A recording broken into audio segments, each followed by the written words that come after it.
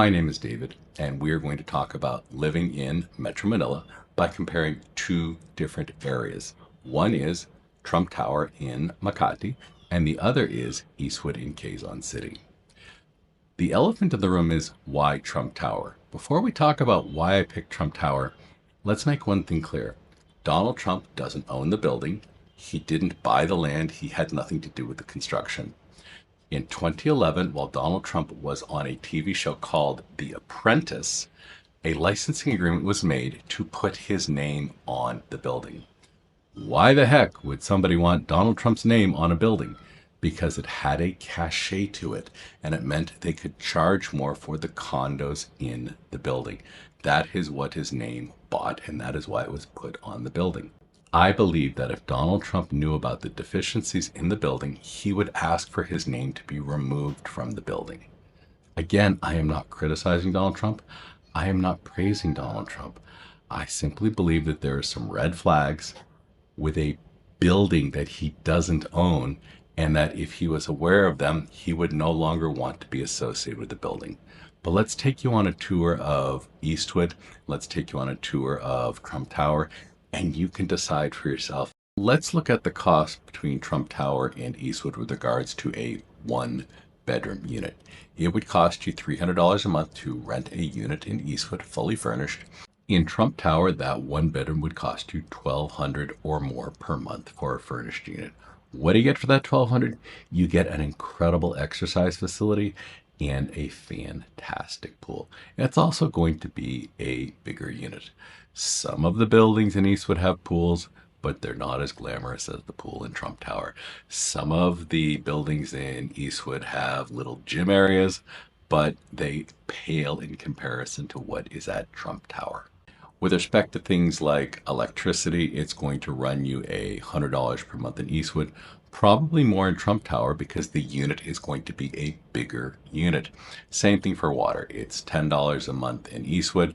It would probably be a little more in Trump Tower. Eating out in Eastwood, I have a friend, he doesn't cook. He eats out for $10 a day. Nice restaurants. I don't mean Filipino street food or barangay food, so it's fairly inexpensive. It's going to be a little tougher to eat out near Trump Tower because there aren't that many restaurants nearby. By now, you've probably checked Google Maps and said, hey, there's a mall next to Trump Tower called Century Mall. Aren't there restaurants there? Sure there are a few. If you look at this video right here, you can see the inside of that mall on a Friday night at 8 p.m. before Christmas. The restaurant featured is Mary Grace. That's pretty much the entire mall. It all looks like that. It's fairly empty. If we switch over to this video, you can see Mary Grace in Eastwood the very next night, Saturday night at 8 p.m. It's vibrant. It is hopping. Mary Grace is known for its desserts and these incredible cheese rolls. They are really good. What else does Eastwood have that the area around Trump Tower doesn't have? Supermarkets. Eastwood has a supermarket called the Marketplace, which is kind of like a Trader Joe's.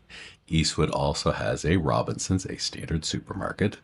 There is an S&R, which is Filipino Costco, and there is an All Day near Eastwood, which is a 24/7 huge supermarket.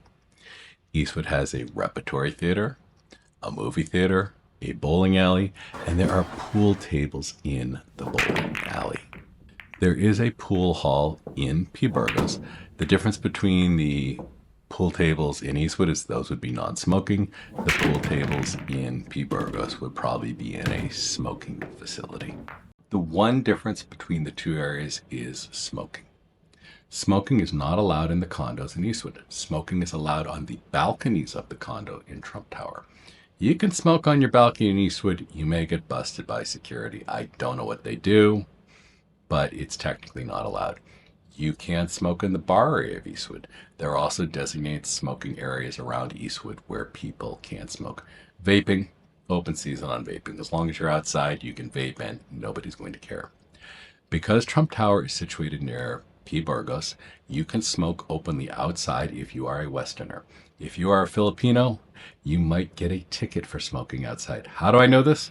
My cab driver complained that he pulled up to get a fare in P. Burgos. He lit a cigarette and he got a ticket because he was Filipino. Yes, there is a double standard. The restaurants and bars of P. Burgos, most of them are smoking. So if you want to eat, drink, and smoke, that's the place you want to be. Let's talk about traffic.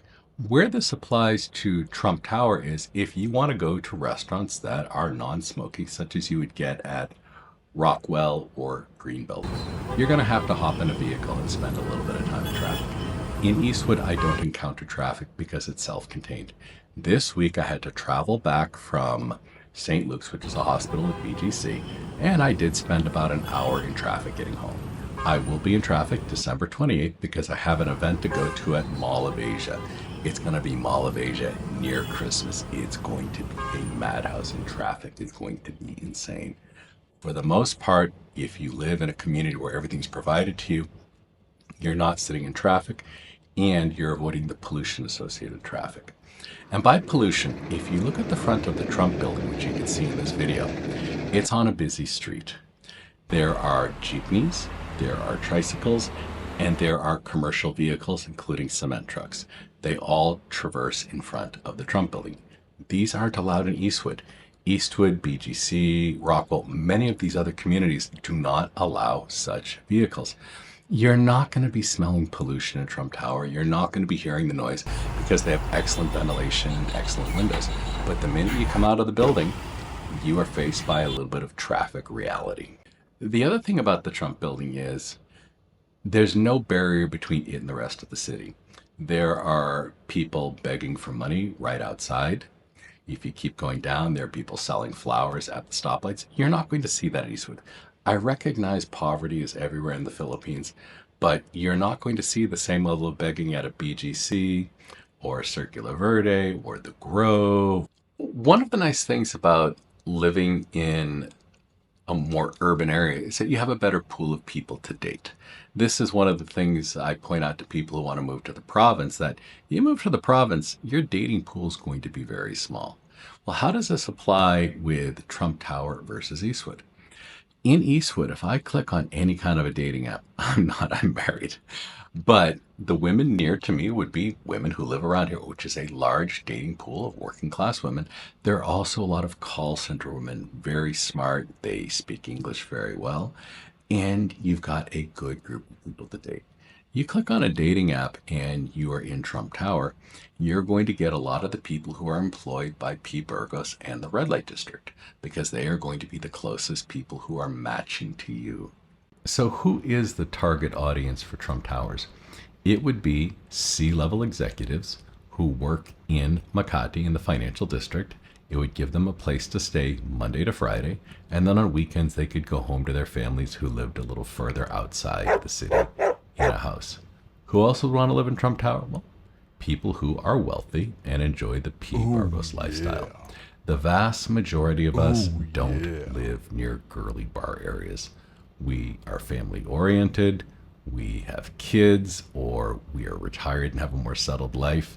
That phase of our life, it was ever part of our life, we're no longer doing it. Again, I'm not being critical of people who enjoy the P. Burgos lifestyle. It's great. Enjoy it. Be kind. Be gentle to people.